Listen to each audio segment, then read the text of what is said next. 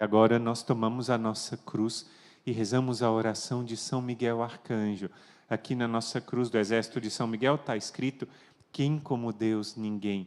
E essa oração é a oração do glorioso São Miguel, que nós vamos rezar, que é chamada de Pequeno Exorcismo, a oração composta pelo Papa Leão XIII, uma oração de proteção espetacular que invoca o poderoso e glorioso São Miguel Arcanjo. São Miguel Arcanjo, defendei-nos no combate. Sede o nosso refúgio contra as maldades e as ciladas do demônio. Ordene-lhe Deus, instantemente o pedimos.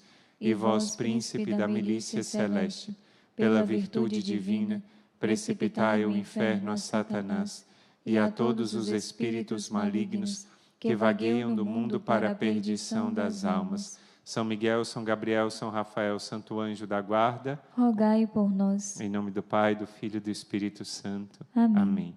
Coração preparado já com essas orações de proteção, nós damos início oficialmente hoje à nossa nova série, Deus vê tua aflição e vem em teu socorro. E vamos nos contextualizar para que a gente não perca onde a gente está pisando, sobre o que a gente está falando. Livro do Êxodo, da Sagrada Escritura, é o segundo livro. Se a gente vê do livro do Gênesis, a gente vai ver a história do povo de Jacó, ou Israel, os dois nomes dele, não é, que foi com seus filhos lá para a terra do Egito por causa da fome que havia lá na terra de Canaã. Ele foi para o Egito porque José tinha sido feito um homem muito importante no Egito, decifrou os sonhos do faraó, se tornou o administrador, e por causa disso ele acolheu seu pai, seus irmãos, a sua família lá no Egito, e eles se instalaram lá na terra de Gesem, no norte do Egito, e por 400 anos eles viveram lá, mas começaram depois a serem perseguidos pelos egípcios. E os egípcios começaram a perseguir e perseguir mais insistentemente a eles com trabalhos pesados, e a vida, que era uma vida comum, tranquila, começou a ser uma vida muito sofrida. E eles clamaram a Deus, ao Deus de Israel, o Deus de Abraão, Deus de Isaac, Deus de Jacó, e eles invocaram o Deus Salvador, pedindo a salvação e a libertação daquela situação tão difícil que eles estavam vivendo. Era uma situação de prova, era uma situação de perseguição, era uma situação de quase escravidão, a gente pode dizer isso, e eles clamaram a Deus. E aí Moisés, que tinha sido salvo da matança, ele acabou sendo cuidado no palácio do faraó do Egito, mas fugiu depois e foi morar no deserto. Lá ele se casou com Séfora e criou a sua família. E enquanto ele estava pastoreando os rebanhos do seu sogro, Jetro, ele foi até a montanha santa, o Monte Horebe. E lá o que aconteceu? Lá ele teve um encontro pessoal com Deus numa sarça, que é um arbusto. Naquela sarça, o fogo pegava, mas não se consumia. E de lá veio uma voz. A gente está no livro do Êxodo, capítulo 3, versículos 7 e 8. Essa foi a palavra de nosso Deus para Moisés. Essa palavra, ela mudou a vida de um povo inteiro. E não somente de um povo inteiro, essa palavra mudou a vida de cada um de nós. Porque foi lá que eles tiveram uma experiência com um Deus que salva, que liberta o seu povo, que leva para a terra prometida. Lá que eles tiveram uma experiência de um Deus próximo e de um Deus vitorioso. De um Deus que está conosco e não abandona os seus filhos. Olha que especial essa experiência. E a palavra foi essa. Recebe então essa palavra desse primeiro dia lá da nossa formação, livro do Êxodo, capítulo 3, versículos 7 a 8.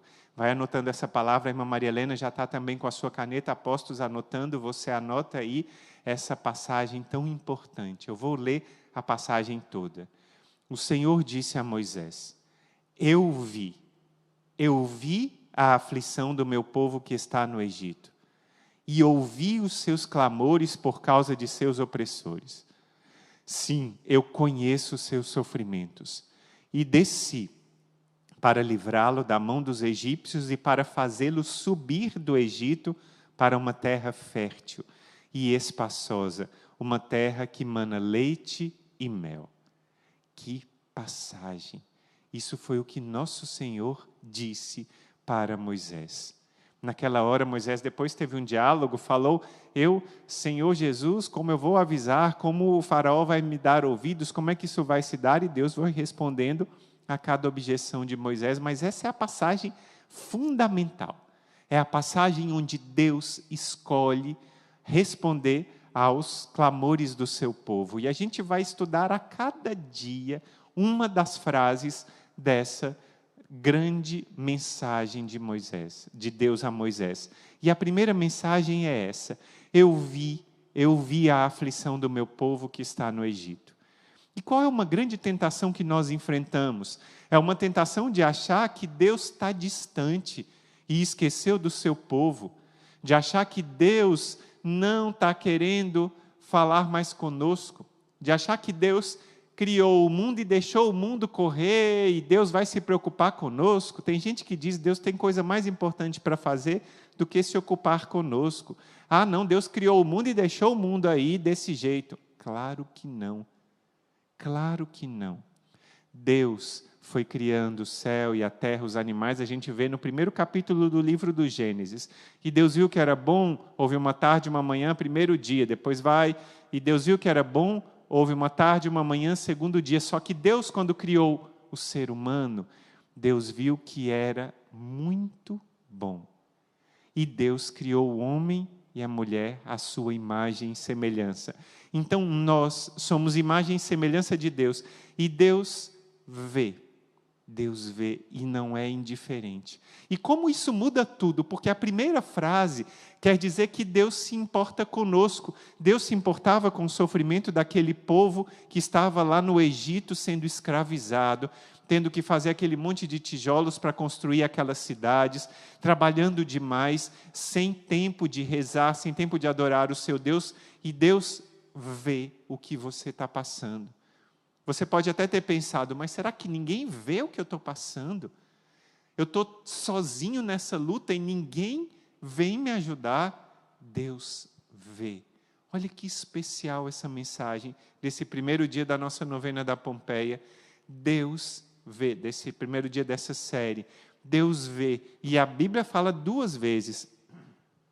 Eu vi a aflição do meu povo que está no Egito. Ele fala duas vezes, então, eu vi a aflição do meu povo que está no Egito. Eu estava fazendo aqui algumas anotações para lembrar disso. Deus nos olha com misericórdia, porque muitas vezes a gente já errou no passado. Só que quando a gente já errou no passado, a gente tem um acusador que não é Deus. Quem é o acusador, como está lá na Sagrada Escritura, é o inimigo de Deus. Ele vem nos acusar para roubar a nossa paz. E muitas vezes nós estamos aflitos por causa da insistência do inimigo em nos acusar. No passado você foi para falsas doutrinas. No passado você traiu a sua esposa. No passado você teve uma falcatrua e roubou. No passado você fez isso, você fez aquilo. Mas tudo que você fez de errado no passado, você confessa ao sacerdote. E o sacerdote diz o quê no final da confissão? Vá em paz. Ele diz, eu te absolvo dos seus pecados. Naquela hora, uma pedra é colocada da parte de Deus e aqueles pecados já não existem mais para Deus. Ele te perdoou.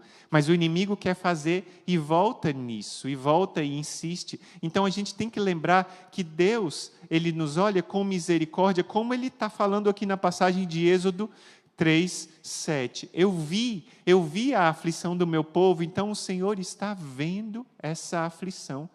O Senhor está vendo o que você tem passado e o Senhor está vendo como tem sido difícil, inclusive, essas acusações do inimigo. Ele está em nosso meio e Ele tem compaixão. Deus tem compaixão do seu povo. Ele olha para nós com compaixão. Eu gosto sempre de lembrar aquela passagem do livro de Oséias, capítulo 11, mas eu olho para este pobrezinho de alma abatida, que treme ao ouvir a minha voz. Deus está te vendo. Ele te olha e olha com amor e misericórdia. Quantas vezes a gente abriu Lá, a gente aprendeu quando a gente era criança, talvez alguma pessoa tenha dito para você, um catequista, faz a coisa certa, senão Deus vai te castigar. Olha que Deus está vendo, e quando chegar depois, Ele vai te castigar e não vai te deixar entrar no céu. E às vezes as pessoas experimentam uma visão de Deus como malvado, como tirano cruel.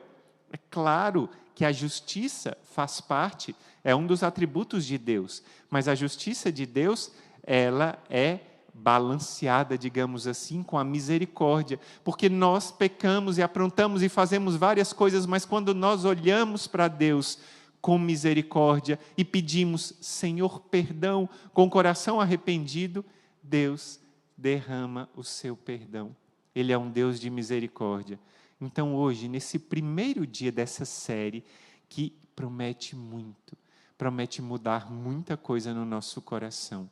Nessa novena da Pompeia, começando hoje, Deus vê a tua aflição e vem em teu socorro. Você viu hoje o primeiro dia, Deus vê a tua aflição. Ele disse para Moisés, eu vi a tua aflição. E Ele diz para você, eu vejo a tua aflição. E Ele sabe a tua luta. E sabe como tem sido difícil a tua luta. Sabe como tem sido difícil essa prova grande.